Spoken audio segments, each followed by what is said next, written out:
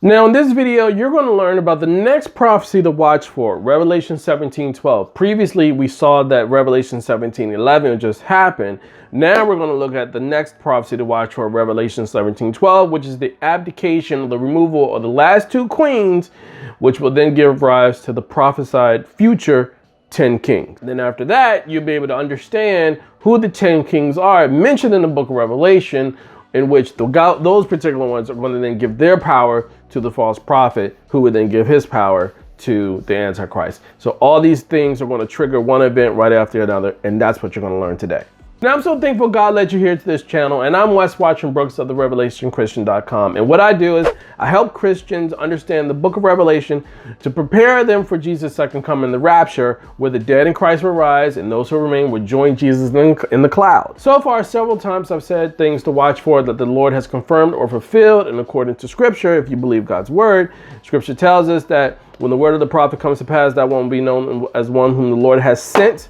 And what I said here in this photo, you can see what I said in June 2014, later came to pass, September 2014, just as the Lord taught, which I said, so that you can know that you could trust the teachings here. We are being led by the Holy Spirit. We are students of the Holy Spirit, learning what he is showing. And if you find after watching this video that was very informative, it increased Jesus in your heart, you find more understanding in the book of Revelation, then I highly encourage you to visit the RevelationChristian.com. There you can find a lot more resources to help your growth and understanding the book of Revelation, or you can sign up and become join their mailing list and get news updates, video updates of things that's going on, or you can join a community of Revelation Christians and start a conversation and dialogue about the things you might be interested in. And I also have a new subscription service. I have a podcast subscription service. So what I want to do is provide you daily, weekly news updates to what's going on in the world as it relates to the book of Revelation, domestic events, global events, my news analysis, my discerning point of view, my biblical perspective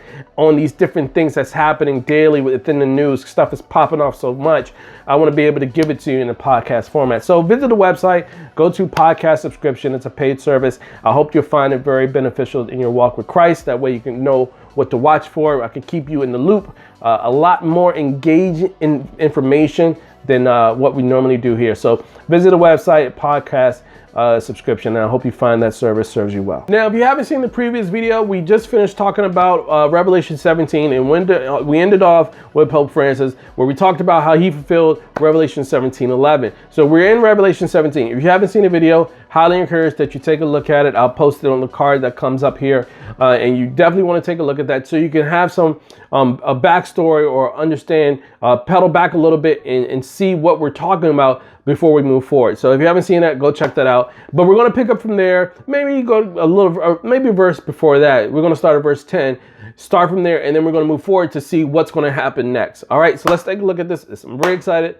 We got a lot to talk about. So we're in Revelation 17, verse 10, and we're backpedaling a little bit before we move forward. We reviewed again about how there's a list of or a line of popes leading to the end.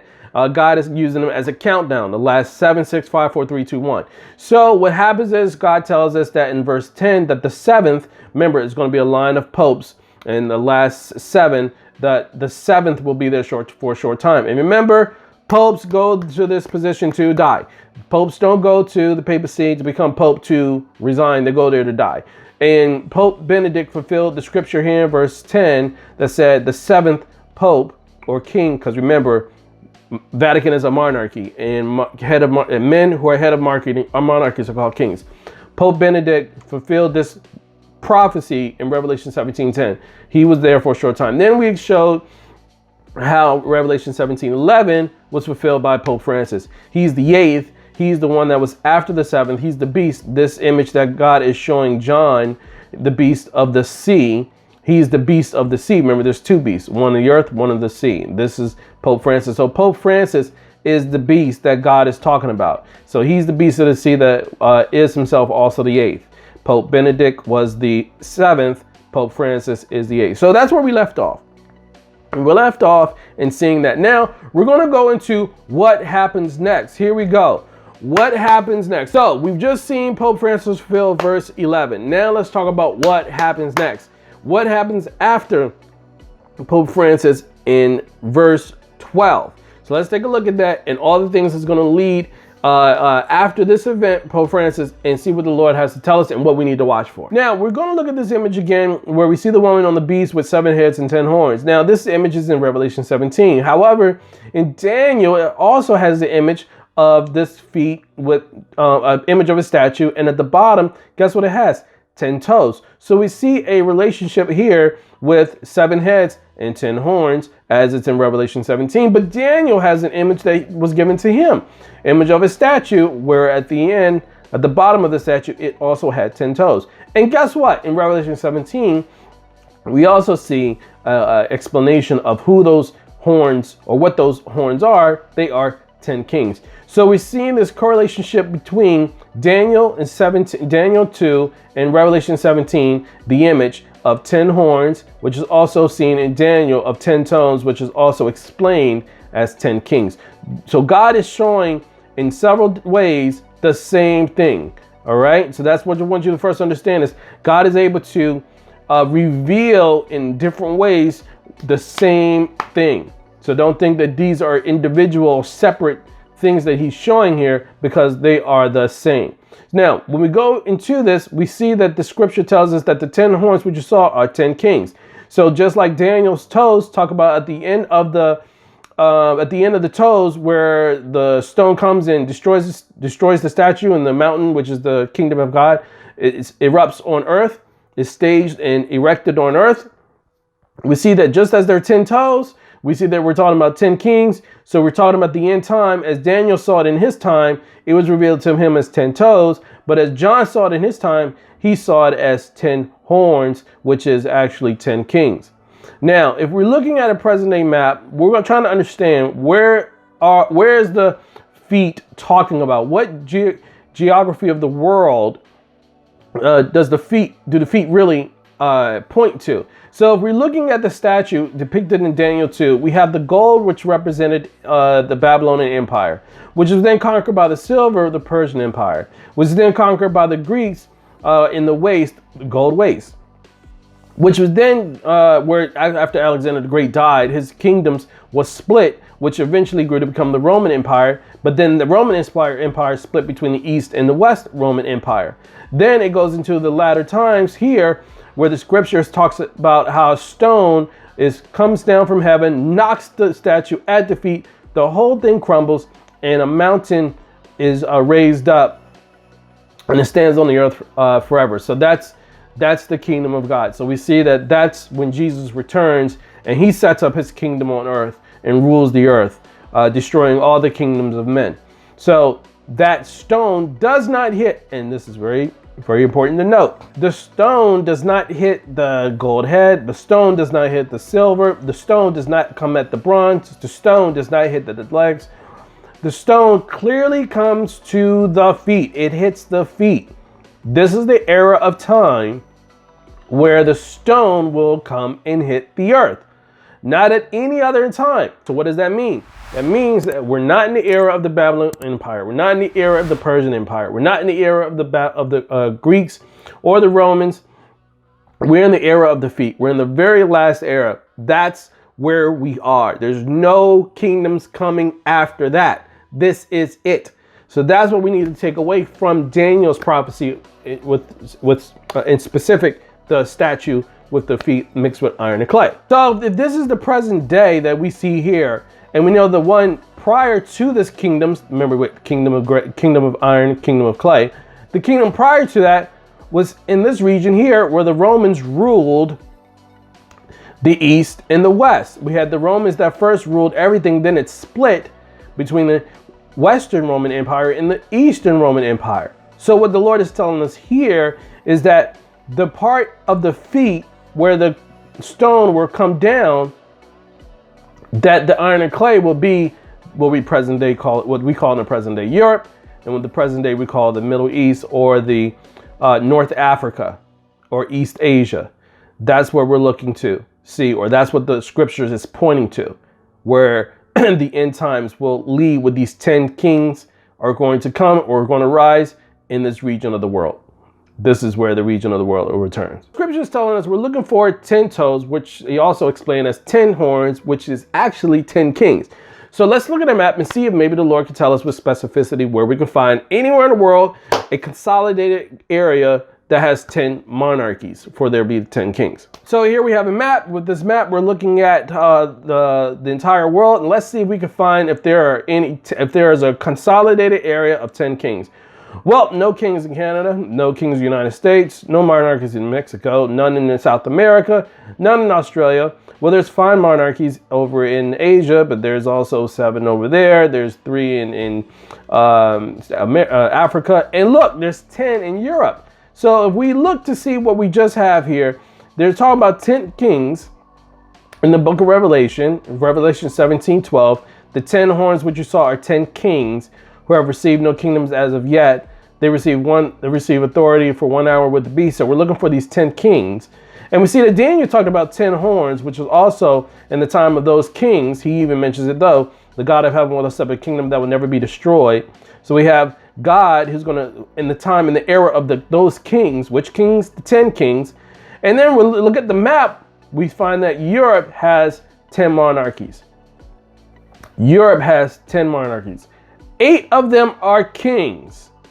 2 are not. So God showed us in Daniel there were 10 toes. Then he showed us in the book of Revelation there are 10 horns. Then he explained to us those 10 toes and 10 horns are actually 10 kings. And we see on a map that throughout all of the world, there's only one place that has a consolidated area of 10 royal families, Europe. 2 are remaining queens. The rest are kings. So God is giving us clear direction on what to look at, and that is Europe. Now, I've been following this for quite some time, since 2013 when God put me on this path. Now, if we're looking for 10 kings out of Europe, just look what happened from the time that God put me on this path until present. 2013, the Queen of Netherlands abdicated. There was a new king. In 2013, in July, the King of Belgium abdicated. There was a new king. In 2014, the King of Spain abdicated.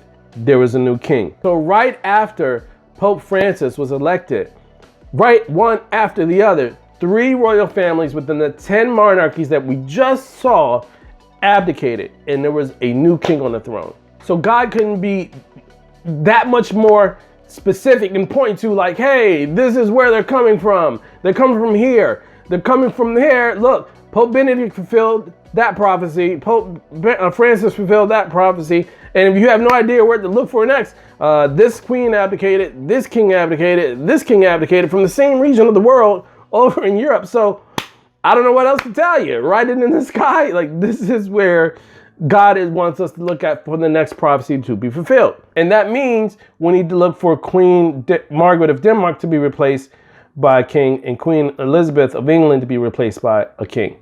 These two crowns or thrones need to be replaced by a king. And then this prophecy, the prophecy of 10 kings, will be fulfilled. I really hope you guys find this very interesting. If so, if this is mind-blowing to you and you're in agreement, write in the comments below, Jesus is coming.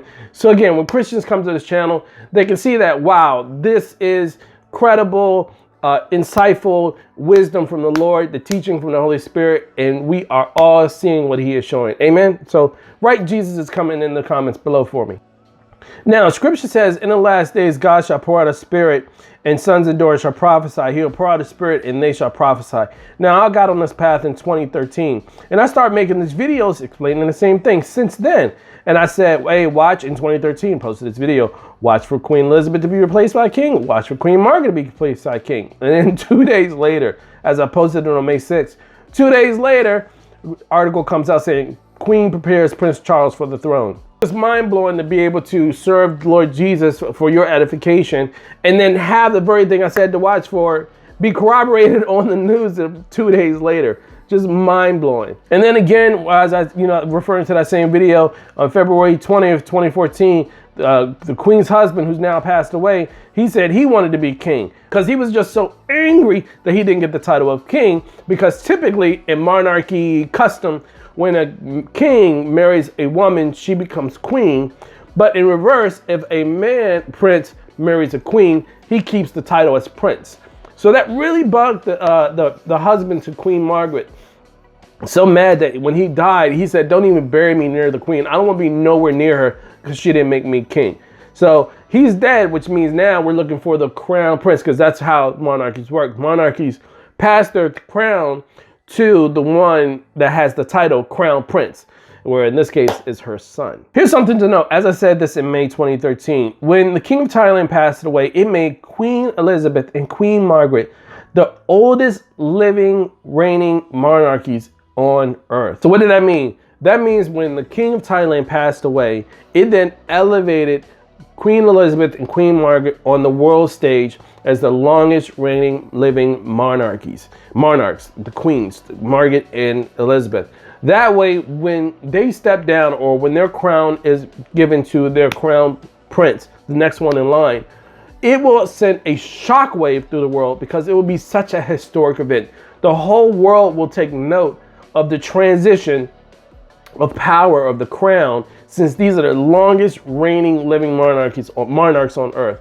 And what better way for God to give attention to those who are watching, hyper focused on the 10 kings, than replacing the last 2 longest living monarchs who ruled their respective countries, as it relates to the prophecy of the 10 kings. So this is the Revelation prophecy we need to watch from our Revelation Christians. We need to watch for Revelation 17:12. We need to watch for Queen Margaret of Denmark to be replaced by king, and Queen Elizabeth to be her crown to be passed to be replaced by king. Once these two are replaced, then the prophecy of the 10 kings will be fulfilled. Now, I told you this. I hope that you now see what to watch for next. I hope you saw just in chronological order from verse 1 to verse 11 to verse 12, how God is very systematic with what he's saying, and it's happening right before our eyes. So that's what we need to watch for, is when there's a new king in Denmark and a new king in the UK, and that's when the 10 kings will be fulfilled. The 10 horns will be set, and then things will move to the next one, which we'll talk about in another video. But I hope now you see, I hope you understand what to watch for next. I hope you see that this is valid, incredible teaching of the Holy Spirit for you to watch now. And if so, definitely make sure that you give me a Jesus is coming in the comments below, so folks can see that this is real. Again, thanks for watching. I really appreciate it. Definitely make sure that you do give me a thumbs up, because when people come to this video, they need to see if it's credible or not. And you giving a thumbs up gives this video social proof, so that when other Christians, other Revelation Christians come to this video, they can see that, wow, this is credible, this is legit, it's happening, and this is now moving and getting steam and traction to be able to have other Revelation Christians wake up to what's being, what God is showing us right in our time. Because again, this stuff is not talked about in churches.